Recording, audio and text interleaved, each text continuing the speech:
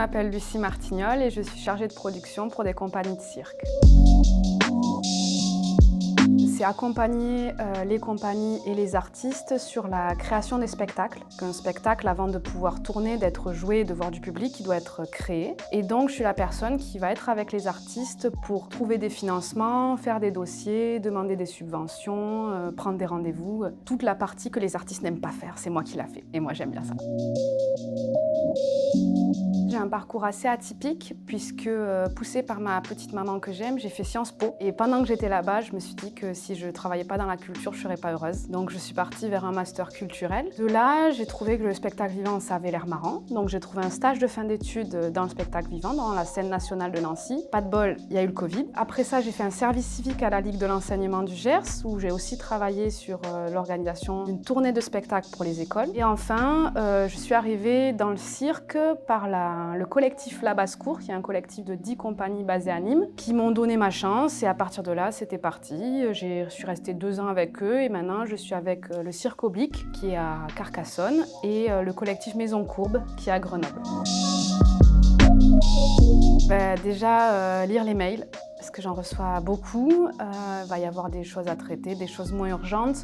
Ça dépend beaucoup des projets en cours, puisque si je travaille sur une création et que j'ai un rendez-vous, forcément je vais y aller. Si j'ai pas de rendez-vous, ça peut être faire du suivi budgétaire, ça peut être préparer les dossiers. C'est du travail administratif au sens large en fait. Donc je me mets devant mon écran et je me sers de mon clavier, quoi. C'est pas très glamour en vérité. Et après, il y a des journées un peu exceptionnelles. Soir d'une première, je vais y aller, je vais accompagner les artistes pour faire les petites mains s'il y a besoin de faire une course de dernière minute. Je vais aller dire bonjour aux professionnels présents pour espérer qu'ils derrière ils achètent le spectacle. Ou alors ça peut être des festivals. Je me suis déjà retrouvée à faire un service au bar à Chalon dans la rue, donc on peut être amené à tout faire, quoi. C'est ça qui est chouette dans ce métier, c'est qu'il y a des jours où je suis pas au bureau, où je suis avec les artistes en résidence, en festival, en tournée. C'est pas tous les jours, mais quand ça arrive, c'est très gratifiant parce que c'est là où on voit à quoi sert notre travail. C'est là où on se dit ok, je fais ça pour des projets qui sont chouettes.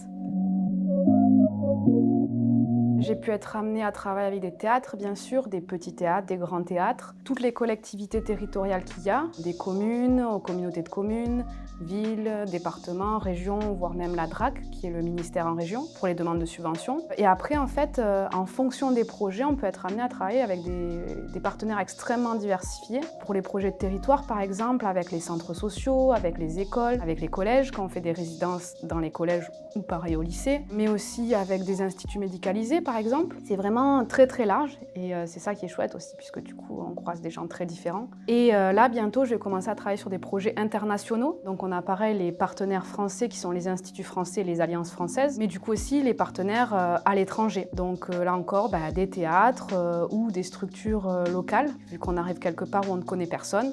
Eux, ils connaissent les gens, donc ils font l'intermédiaire. Du coup, voilà, en une journée, on peut parler avec une école, un centre dramatique national et puis la région. Donc, il faut savoir s'adapter.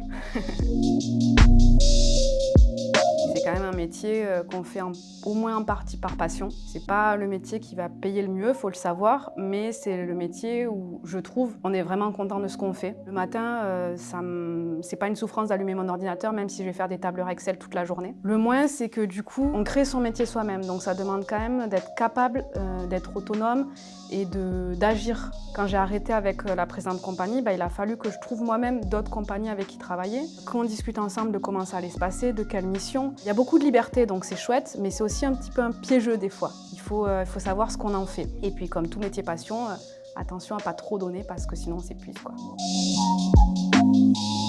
La première fois que les artistes m'ont remercié à la fin du spectacle. Et en fait, j'ai accompagné un jeune artiste pendant 1 an sur la création de son spectacle. Et il y avait un truc super chouette parce que comme c'était un jeune artiste, je lui apprenais énormément de choses. Et dans cette collaboration, j'ai vu vraiment le pouvoir que j'avais, tout ce que j'apportais. Et lors de la première du spectacle, il m'a remercié en public. Et donc, en même temps, j'avais un petit peu honte parce que je suis une personne de l'ombre. Mais en même temps, c'est ces moments-là qui font que, les tableurs Excel, ça va. C'est pas un problème.